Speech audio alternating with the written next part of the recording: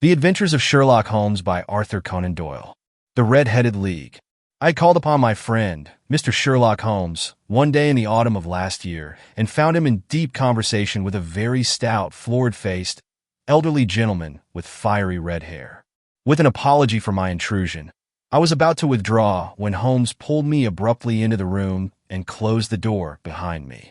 "You could not possibly have come at a better time, my dear Watson," he said cordially. "I was afraid that you were engaged." "So, I am. Very much so. Then I can wait in the next room." "Not at all. This gentleman, Mr. Wilson, has been my partner and helper in many of my most successful cases, and I have no doubt that he will be of the utmost use to me in yours also." The stout gentleman half rose from his chair and gave a bob of greeting, with a quick little questioning glance from his small, fat, encircled eyes. "Try the settee," said Holmes, relapsing into his armchair and putting his fingertips together, as was his custom when in judicial moods.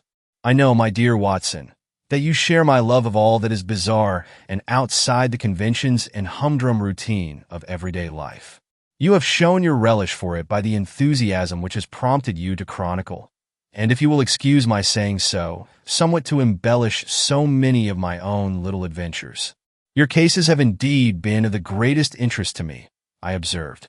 "You will remember that I remarked the other day, just before we went into the very simple problem presented by Miss Mary Sutherland, that for strange effects and extraordinary combinations we must go to life itself, which is always far more daring than any effort of the imagination. A proposition which I took the liberty of doubting. You did, Doctor, but none the less you must come round to my view, for otherwise I shall keep on piling fact upon fact on you until your reason breaks down under them and acknowledges me to be right. Now, Mr. Jabez Wilson here has been good enough to call upon me this morning, and to begin a narrative which promises to be one of the most singular which I have listened to for some time. You have heard me remark that the strangest and most unique things are very often connected not with the larger, but with the smaller crimes, and occasionally, indeed, where there is room for doubt whether any positive crime has been committed. As far as I have heard, it is impossible for me to say whether the present case is an instance of crime or not, but the course of events is certainly among the most singular that I have ever listened to. Perhaps, Mr. Wilson, you would have the great kindness to recommence your narrative. I ask you not merely because my friend Dr. Watson has not heard the opening part, but also because the peculiar nature of the story makes me anxious to have every possible detail from your lips. As a rule, when I have heard some slight indication of the course of events, I am able to guide myself by the thousands of other similar cases which occur to my memory. In the present instance, I am forced to admit that the facts are, to the best of my belief, unique. The portly client puffed out his chest with an appearance of some little pride and pulled a dirty and wrinkled newspaper from the inside pocket of his greatcoat. As he glanced down the advertisement column, with his head thrust forward and the paper flattened out upon his knee, I took a good look at the man and endeavored, after the fashion of my companion, to read the indications which might be presented by his dress or appearance. I did not gain very much, however, by my inspection. Our visitor bore every mark of being an average commonplace British tradesman, obese, pompous, and slow.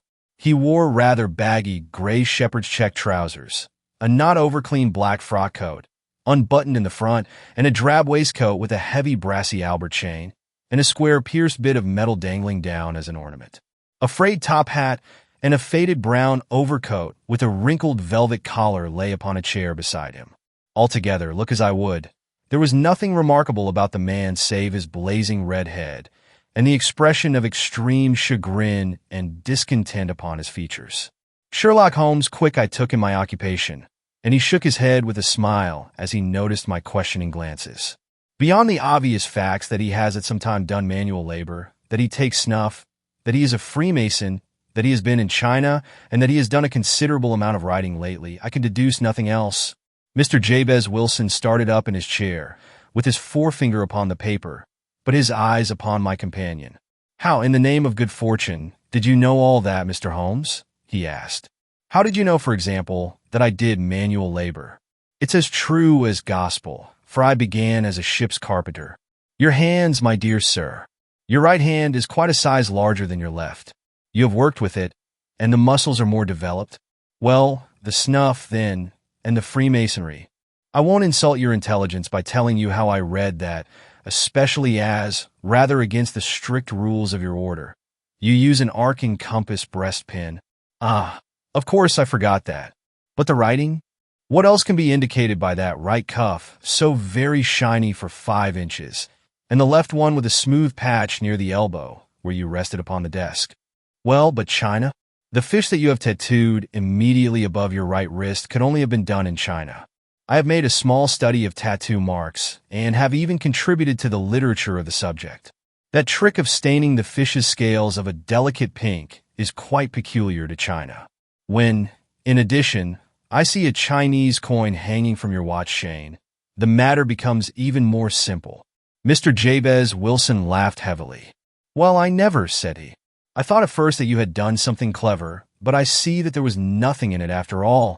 "I begin to think, Watson," said Holmes, "that I make a mistake in explaining. Omni ignotum pro magnifico, you know, and my poor little reputation, such as it is, will suffer shipwreck if I am so candid. Can you not find the advertisement, Mr. Wilson?" "Yes, I have got it now," he answered with his thick red finger planted halfway down the column. "Here it is. This is what began it all. You just read it for yourself, sir." I took the paper from him and read as follows. "Well," said he, showing me the advertisement, "you can see for yourself that the League has a vacancy, and there is the address where you should apply for particulars. As far as I can make out, the League was founded by an American millionaire, Ezekiah Hopkins, who was very peculiar in his ways. He was himself red-headed, and he had a great sympathy for all red-headed men. So, when he died, it was found that he had left his enormous fortune in the hands of trustees, with instructions to apply the interest to the providing of easy berths to men whose hair is of that color. From all I hear, it is splendid pay, and very little to do. But, said I, there would be millions of red-headed men who would apply. Not so many as you might think, he answered. You see, it is really confined to Londoners and to grown men. This American had started from London when he was young, and he wanted to do the old town a good turn. Then again, I have heard it is no use your applying if your hair is light red, or dark red, or anything but real bright, blazing, fiery red. Now, if you cared to apply, Mr. Wilson, you would just walk in, but perhaps it would hardly be worth your while to put yourself out of the way for the sake of a few £100. Now, it is a fact, gentlemen, as you may see for yourselves, that my hair is of a very full and rich tint, so that it seemed to me that if there was to be any competition in the matter, I stood as good a chance as any man that I had ever met. Vincent Spaulding seemed to know so much about it that I thought he might prove useful, so I just ordered him to put up the shutters for the day and to come right away with me. He was very willing to have a holiday, so we shut the business up and started off for the address that was given us in the advertisement. I never hope to see such a sight as that again, Mr. Holmes. From north, south, east, and west, every man who had a shade of red in his hair had tramped into the city to answer the advertisement. Fleet Street was choked with red-headed folk, and Pope's Court looked like a coster's orange barrow. I should not have thought there were so many in the whole country as were brought together by that single advertisement. Every shade of color they were: straw, lemon, orange, brick, Irish setter, liver, clay. But, as Spaulding said, there were not many who had the real vivid flame-colored tint. When I saw how many were waiting, I would have given it up in despair, but Spaulding would not hear of it. How he did it I could not imagine, but he pushed and pulled and butted until he got me through the crowd, and right up to the steps which led to the office. There was a double stream upon the stair, some going up in hope, and some coming back dejected, but we wedged in as well as we could, and soon found ourselves in the office. Your experience has been a most entertaining one, remarked Holmes as his client paused and refreshed his memory with a huge pinch of snuff. Pray continue your very interesting statement. There was nothing in the office but a couple of wooden chairs and a deal table, behind which sat a small man with a head that was even redder than mine. He said a few words to each candidate as he came up, and then he always managed to find some fault in them which would disqualify them. Getting a vacancy did not seem to be such a very easy matter after all. However, when our turn came, the little man was much more favorable to me than to any of the others, and he closed the door as we entered, so that he might have a private word with us. "This is Mr. Jabez Wilson," said my assistant, "and he is willing to fill a vacancy in the League, and he is admirably suited for it, the other answered. He has every requirement. I cannot recall when I have seen anything so fine. He took a step backward, cocked his head on one side, and gazed at my hair until I felt quite bashful. Then suddenly he plunged forward, wrung my hand, and congratulated me warmly on my success. It would be injustice to hesitate, said he. You will, however, I am sure, excuse me for taking an obvious precaution. With that he seized my hair in both his hands and tugged until I yelled with the pain. There is water in your eyes, said he as he released me. I perceive that all is as it should be. But we have to be careful, for we have twice been deceived by wigs and once by paint. I could tell you tales of cobbler's wax which would disgust you with human nature. He stepped over to the window and shouted through it at the top of his voice that the vacancy was filled. A groan of disappointment came up from below, and the folk all trooped away in different directions until there was not a redhead to be seen except my own and that of the manager. My name, said he, is Mr. Duncan Ross, and I am myself one of the pensioners upon the fund left by our noble benefactor. Are you a married man, Mr. Wilson? Have you a family? I answered that I had not. His face fell immediately. Dear me, he said gravely, that is very serious indeed. I am sorry to hear you say that. The fund was, of course, for the propagation and spread of the redheads as well as for their maintenance. It is exceedingly unfortunate that you should be a bachelor. My face lengthened at this, Mr. Holmes, for I thought that I was not to have the vacancy after all. But after thinking it over for a few minutes, he said that it would be all right. In the case of another, said he, the objection might be fatal, but we must stretch a point in favor of a man with such a head of hair as yours. When shall you be able to enter upon your new duties? Well, it is a little awkward, for I have a business already, said I. Oh, never mind about that, Mr. Wilson, said Vincent Spaulding. I should be able to look after that for you. What would be the hours? I asked. 10 to 2. Now a pawnbroker's business is mostly done of an evening, Mr. Holmes, especially Thursday and Friday evening, which is just before payday. So it would suit me very well to earn a little in the mornings. Besides, I knew that my assistant was a good man, and that he would see to anything that turned up. That would suit me very well, said I, and the pay is £4 a week, and the work is purely nominal. What do you call purely nominal? Well, you have to be in the office, or at least in the building, the whole time. If you leave, you forfeit your whole position forever. The will is very clear upon that point. You don't comply with the conditions if you budge from the office during that time. It's only 4 hours a day, and I should not think of leaving, said I. No excuse will avail, said Mr. Duncan Ross, neither sickness nor business nor anything else. There you must stay, or you lose your billet, and the work is to copy out the Encyclopedia Britannica. There's the first volume of it in that press. You must find your own ink, pens, and blotting paper, but we provide this table and chair. Will you be ready tomorrow? Certainly, I answered. Then, goodbye, Mr. Jabez Wilson, and let me congratulate you once more on the important position which you have been fortunate enough to gain. He bowed me out of the room, and I went home with my assistant, hardly knowing what to say or do. I was so pleased at my own good fortune. Well, I thought over the matter all day, and by evening I was in low spirits again, for I had quite persuaded myself that the whole affair must be some great hoax or fraud, though what its object might be I could not imagine. It seemed altogether past belief that anyone could make such a will, or that they would pay such a sum for doing anything so simple as copying out the Encyclopedia Britannica. Vincent Spaulding did what he could to cheer me up, but by bedtime I had reasoned myself out of the whole thing. However, in the morning I determined to have a look at it anyhow, so I bought a penny bottle of ink, and with a quill pen and 7 sheets of foolscap paper, I started off for Pope's Court. Well, to my surprise and delight, everything was as right as possible.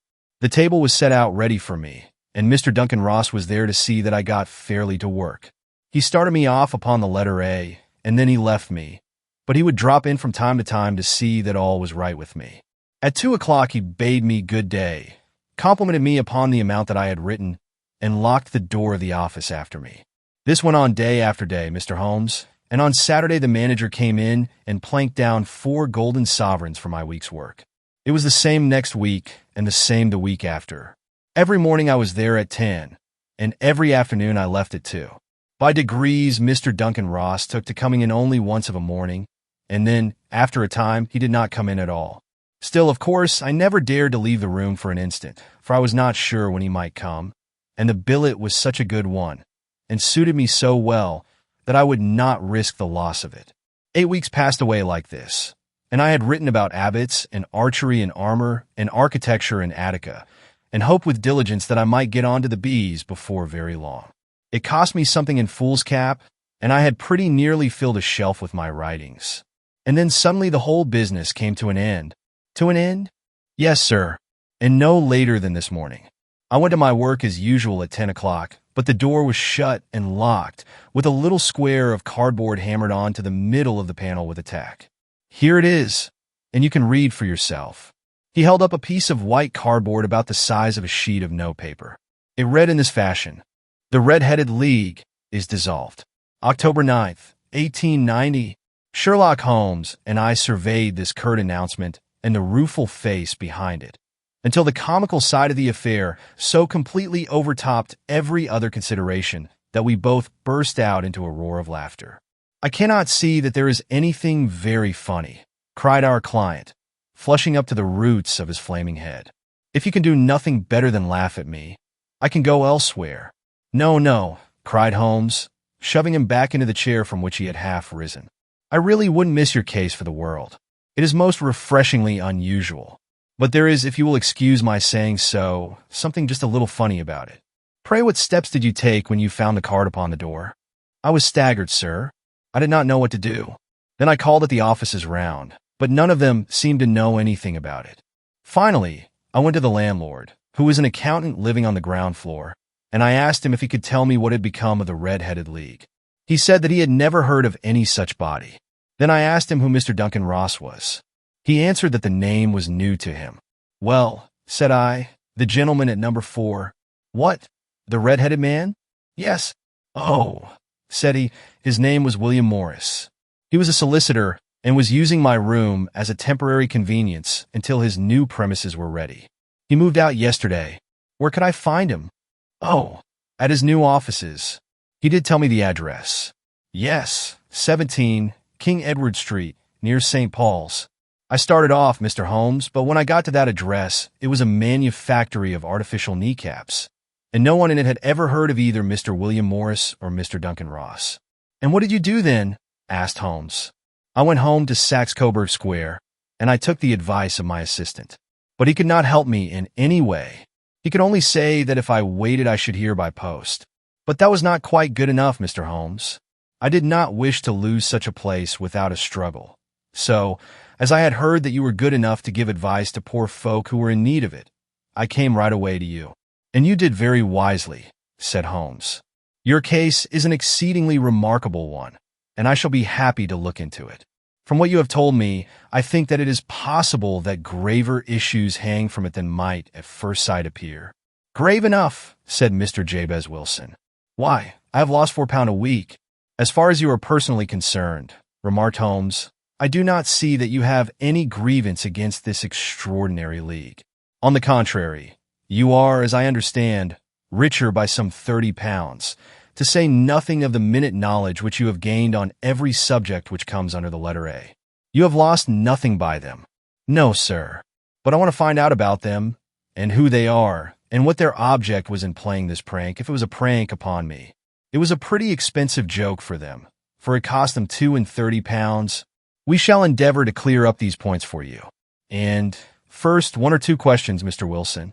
This assistant of yours who first called your attention to the advertisement, how long had he been with you?" "About a month, then." "How did he come?" "In answer to an advertisement." "Was he the only applicant?" "No, I had a dozen." "Why did you pick him?" "Because he was handy and would come cheap. At half wages, in fact." "Yes." "What is he like, this Vincent Spaulding?" "Small, stout-built, very quick in his ways, no hair on his face, though he's not short of 30. Has a white splash of acid upon his forehead." Holmes sat up in his chair in considerable excitement. "I thought as much," said he. "Have you ever observed that his ears are pierced for earrings?" "Yes, sir. He told me that a gypsy had done it for him when he was a lad." said Holmes, sinking back in deep thought. He is still with you? Oh, yes, sir. I've only just left him. And has your business been attended to in your absence? Nothing to complain of, sir. There's never very much to do of a morning. That will do, Mr. Wilson. I shall be happy to give you an opinion upon the subject in the course of a day or two. Today is Saturday, and I hope that by Monday we may come to a conclusion. Well, Watson, said Holmes when our visitor had left us, what do you make of it all? I make nothing of it, I answered frankly. It is a most mysterious business. As a rule, said Holmes, the more bizarre a thing is the less mysterious it proves to be. It is your commonplace, featureless crimes which are really puzzling, just as a commonplace face is the most difficult to identify. But I must be prompt over this matter. What are you going to do, then? I asked. To smoke, he answered. It is quite a three-pipe problem, and I beg that you won't speak to me for 50 minutes. He curled himself up in his chair, with his thin knees drawn up to his hawk-like nose, and there he sat with his eyes closed and his black clay pipe thrusting out like the bill of some strange bird. I had come to the conclusion that he had dropped asleep, and indeed was nodding myself, when he suddenly sprang out of his chair with the gesture of a man who has made up his mind and put his pipe down upon the mantelpiece. Sarasate plays at the St. James's Hall this afternoon, he remarked. What do you think, Watson? Could your patient spare you for a few hours? I have nothing to do today. My practice is never very absorbing. Then put on your hat and come. I am going through the city first, and we can have some lunch on the way. I observe that there is a good deal of German music on the program, which is rather more to my taste than Italian or French. It is introspective, and I want to introspect. Come along. We traveled by the underground as far as Aldersgate, and a short walk took us to Saxe-Coburg Square, the scene of the singular story which we had listened to in the morning. It was a poky, little shabby-genteel place, where 4 lines of dingy 2-storied brick houses looked out into a small railed-in enclosure, where a lawn of weedy grass and a few clumps of faded laurel bushes made a hard fight against a smoke-laden and uncongenial atmosphere.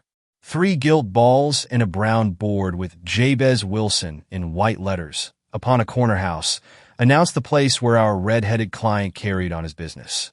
Sherlock Holmes stopped in front of it with his head on one side and looked it all over, with his eyes shining brightly between puckered lids. Then he walked slowly up the street and then down again to the corner, still looking keenly at the houses. Finally, he returned to the pawnbroker's, and, having thumped vigorously upon the pavement with his stick 2 or 3 times, he went up to the door and knocked. It was instantly opened by a bright-looking, clean-shaven young fellow, who asked him to step in. "Thank you," said Holmes. "I only wished to ask you how you would go from here to the Strand." "Third right, fourth left," answered the assistant promptly, closing the door. "Smart fellow, that," observed Holmes as we walked away. "He is, in my judgment, the 4th smartest man in London, and for daring I am not sure that he has not a claim to be 3rd. I have known something of him before." "Evidently," said I, "Mr. Wilson's assistant counts for a good deal in this mystery of the Red-Headed League. I am sure that you inquired your way merely in order that you might see him." "Not him." "What then?"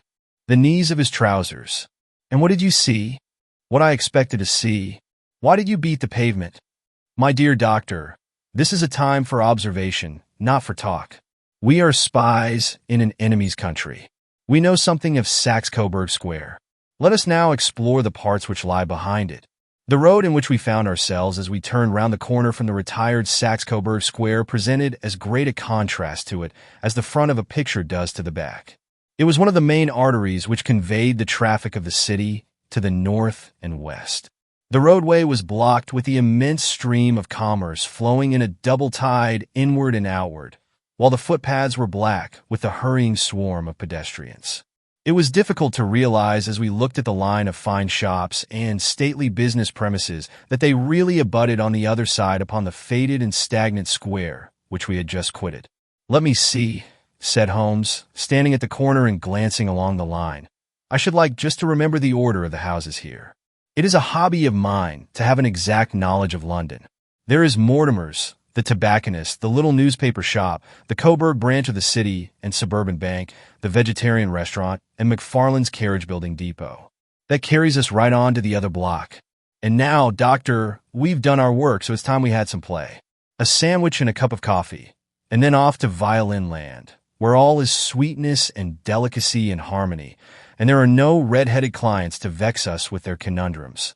My friend was an enthusiastic musician, being himself not only a very capable performer, but a composer of no ordinary merit.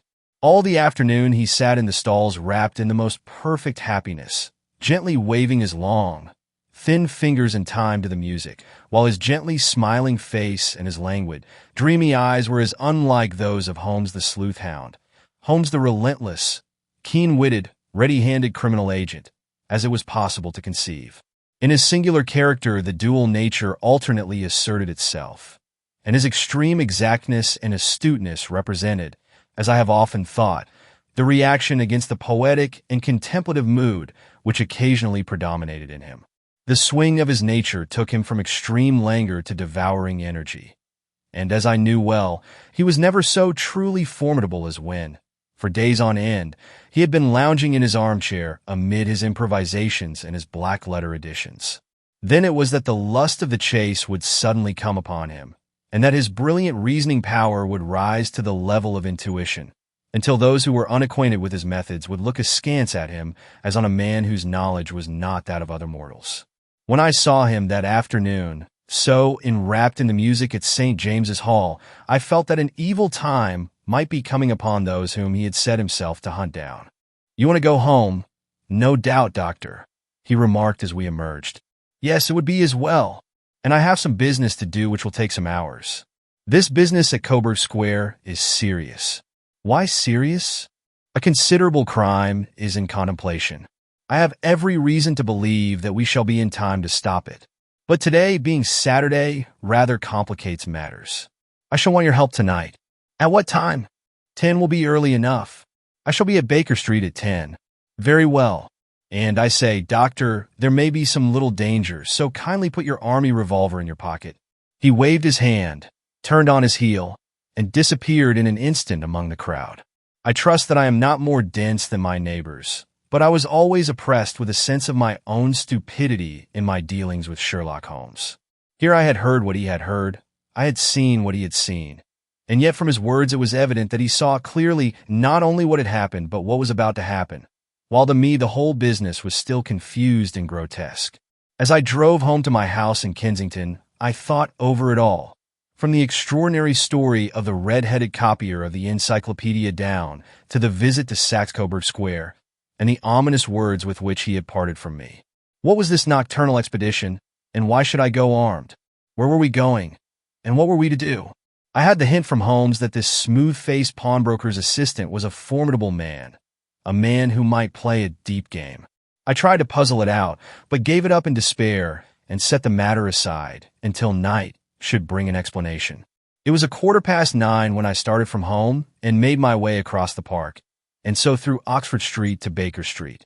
2 hansoms were standing at the door, and as I entered the passage, I heard the sound of voices from above.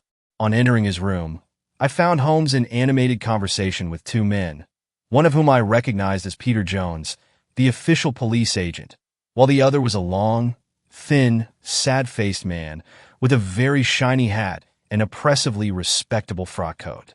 "Huh, our party is complete," said Holmes, buttoning up his pea-jacket and taking his heavy hunting crop from the rack. "Watson, I think you know Mr. Jones of Scotland Yard? Let me introduce you to Mr. Merryweather, who is to be our companion in tonight's adventure." "We're hunting in couples again, Doctor, you see," said Jones in his consequential way. "Our friend here is a wonderful man for starting a chase. All he wants is an old dog to help him to do the running down. I hope a wild goose may not prove to be the end of our chase," observed Mr. Merryweather gloomily. "You may place considerable confidence in Mr. Holmes, sir," said the police agent loftily. "He has his own little methods, which are, if you won't mind my saying so, just a little too theoretical and fantastic. But he has the makings of a detective in him. It is not too much to say that once or twice, as in that business of the Sholto murder and the Agra treasure, he has been more nearly correct than the official force." "Oh, if you say so, Mr. Jones, it is all right," said the stranger with deference.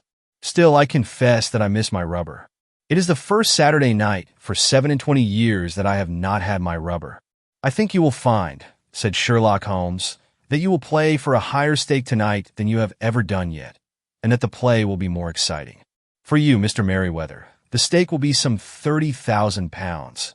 And for you, Jones, it will be the man upon whom you wish to lay your hands. John Clay, the murderer, thief, smasher, and forger. He's a young man, Mr. Merryweather, but he is at the head of his profession, and I would rather have my bracelets on him than on any criminal in London. He's a remarkable man, is young John Clay. His grandfather was a royal duke, and he himself has been to Eton and Oxford. His brain is as cunning as his fingers, and though we meet signs of him at every turn, we never know where to find the man himself. He'll crack a crib in Scotland one week and be raising money to build an orphanage in Cornwall the next. I've been on his track for years and have never set eyes on him yet. I hope that I may have the pleasure of introducing you tonight. I've had one or two little turns also with Mr. John Clay, and I agree with you that he is at the head of his profession. It is past 10, however, and quite time that we started. If you two will take the first hansom, Watson and I will follow in the second. Sherlock Holmes was not very communicative during the long drive, and lay back in the cab, humming the tunes which he had heard in the afternoon. We rattled through an endless labyrinth of gaslit streets until we emerged into Farrington Street. "We are close there now," my friend remarked. "This fellow Merryweather is a bank director, and personally interested in the matter. I thought it as well to have Jones with us also. He is not a bad fellow, though an absolute imbecile in his profession. He has one positive virtue. He is as brave as a bulldog and as tenacious as a lobster if he gets his claws upon anyone. Here we are, and they are waiting for us." We had reached the same crowded thoroughfare in which we had found ourselves in the morning. Our cabs were dismissed, and following the guidance of Mr. Merryweather, we passed down a narrow passage and through a side door, which he opened for us. Within there was a small corridor, which ended in a very massive iron gate. This also was opened, and led down a flight of winding stone steps, which terminated at another formidable gate. Mr. Merryweather stopped to light a lantern, and then conducted us down a dark, earth-smelling passage, and so, after opening a third door, into a huge vault or cellar, which was piled all round with crates and massive boxes. "You are not very vulnerable from above," Holmes remarked as he held up the lantern and gazed about him. "Nor from below," said Mr. Merryweather, striking his stick upon the flags which lined the floor. "Why, dear me, it sounds quite hollow," he remarked, looking up in surprise. "I must really ask you to be a little more quiet," said Holmes severely. "You have already imperiled the whole success of our expedition. Might I beg that you would have the goodness to sit down upon one of those boxes, and not to interfere?" The solemn Mr. Merryweather perched himself upon a crate, with a very injured expression upon his face, while Holmes fell upon his knees upon the floor, and, with the lantern and a magnifying lens, began to examine minutely the cracks between the stones. A few seconds sufficed to satisfy him, for he sprang to his feet again and put his glass in his pocket. "We have at least an hour before us," he remarked, "for they can hardly take any steps until the good pawnbroker is safely in bed. Then they will not lose a minute, for the sooner they do their work the longer time they will have for their escape. We are at present, Doctor, as no doubt you have divined, in the cellar of the city branch of one of the principal London banks. Mr. Merryweather is the chairman of directors, and he will explain to you that there are reasons why the more daring criminals of London should take a considerable interest in this cellar at present. "It is our French gold," whispered the director. "We have had several warnings that an attempt might be made upon it." "Your French gold?" "Yes. We had occasion some months ago to strengthen our resources and borrowed, for that purpose, 30,000 Napoleons from the Bank of France. It has become known that we have never had occasion to unpack the money, and that it is still lying in our cellar. The crate upon which I sit contains 2,000 Napoleons packed between layers of lead foil. Our reserve of bullion is much larger at present than is usually kept in a single branch office, and the directors have had misgivings upon the subject, which were very well justified," observed Holmes. "And now it is time that we arranged our little plans. I expect that within an hour matters will come to a head. In the meantime, Mr. Merryweather, we must put the screen over that dark lantern." "And sit in the dark?" I am afraid so. I had brought a pack of cards in my pocket, and I thought that, as we were a party carry, you might have your rubber after all. But I see that the enemy's preparations have gone so far that we cannot risk the presence of a light.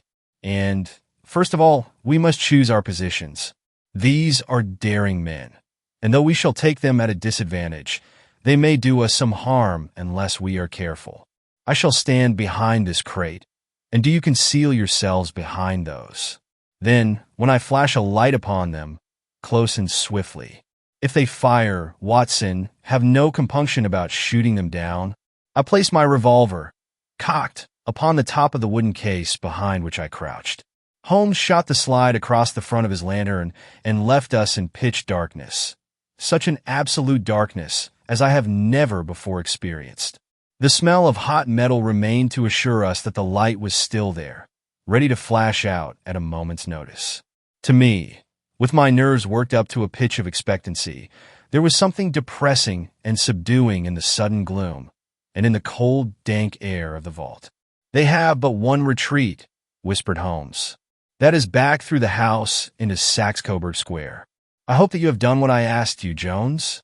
I have an inspector and 2 officers waiting at the front door. Then we have stopped all the holes, and now we must be silent and wait." What a time it seemed! From comparing notes afterwards, it was but an hour and a quarter. Yet it appeared to me that the night must have almost gone, and the dawn be breaking above us.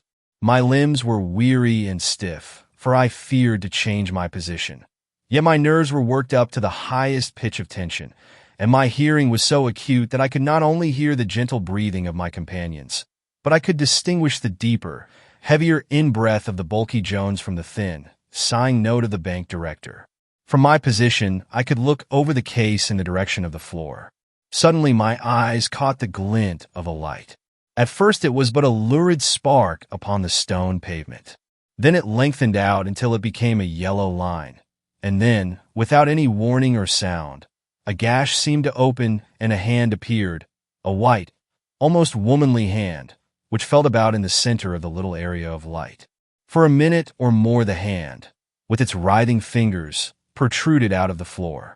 Then it was withdrawn as suddenly as it appeared, and all was dark again, save the single lurid spark which marked a chink between the stones. Its disappearance, however, was but momentary. With a rending, tearing sound, one of the broad, white stones turned over upon its side and left a square, gaping hole, through which streamed the light of a lantern. Over the edge there peeped a clean-cut, boyish face, which looked keenly about it, and then, with a hand on either side of the aperture, drew itself shoulder-high and waist-high until one knee rested upon the edge. In another instant he stood at the side of the hole and was hauling after him a companion, lithe and small like himself, with a pale face and a shock of very red hair. "It's all clear," he whispered. "Have you the chisel and the bags? Great Scott! Jump, Archie, jump, and I'll swing for it." Sherlock Holmes had sprung out and seized the intruder by the collar. The other dived down the hole, and I heard the sound of rending cloth as Jones clutched at his skirts. The light flashed upon the barrel of a revolver, but Holmes' hunting crop came down on the man's wrist, and the pistol clinked upon the stone floor. "It's no use, John Clay," said Holmes blandly. "You have no chance at all." "So I see," the other answered with the utmost coolness. "I fancy that my pal is all right, though I see you have got his coat-tails." "There are 3 men waiting for him at the door," said Holmes. "Oh, indeed. You seem to have done the thing very completely. I must compliment you." "And I you," Holmes answered. "Your red-headed idea was very new and effective." "You'll see your pal again presently," said Jones. "He's quicker at climbing down holes than I am. Just hold out while I fix the derbies. I beg that you will not touch me with your filthy hands," remarked our prisoner as the handcuffs clattered upon his wrists.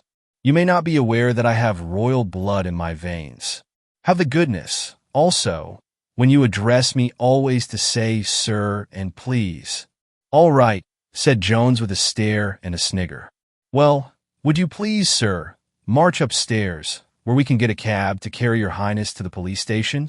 "That is better," said John Clay serenely. He made a sweeping bow to the 3 of us and walked quietly off in the custody of the detective.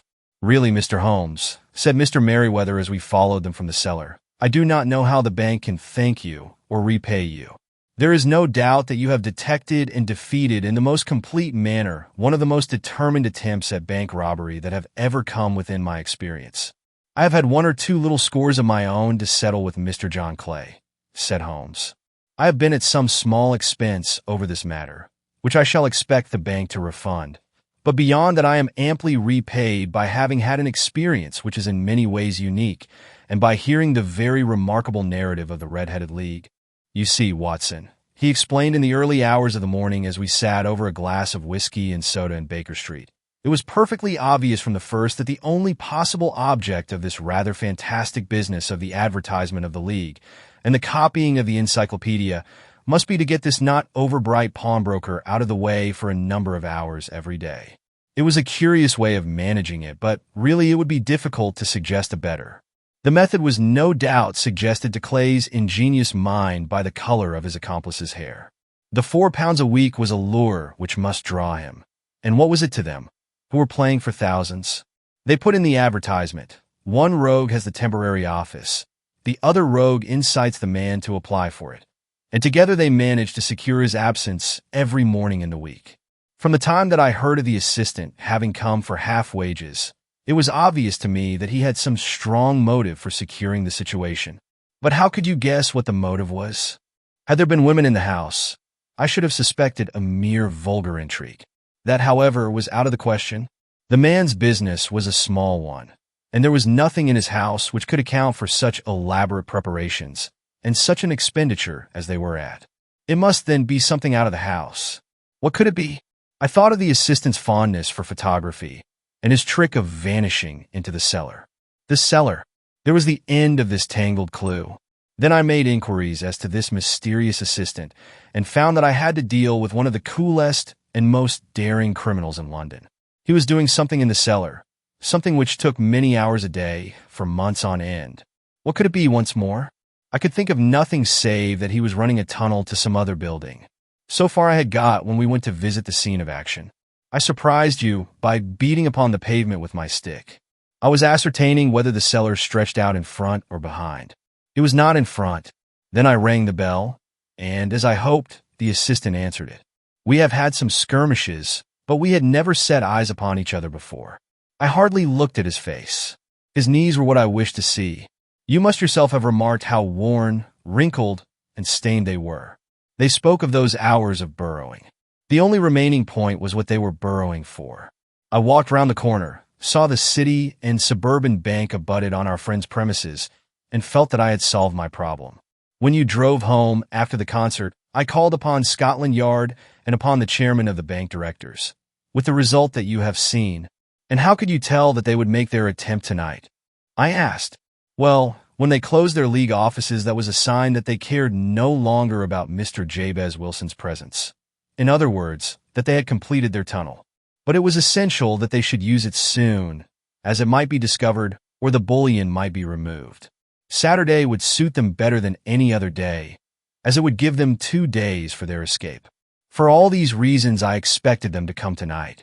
You reasoned it out beautifully, I exclaimed in unfeigned admiration. It is so long a chain, and yet every link rings true. It saved me from ennui, he answered, yawning. Alas, I already feel it closing in upon me. My life is spent in one long effort to escape from the commonplaces of existence. These little problems help me to do so, and you are a benefactor of the race, said I. He shrugged his shoulders. Well, perhaps, after all, it is of some little use, he remarked. L'homme c'est rien, l'ouvre c'est tout, as Gustave Flaubert wrote to George Sand.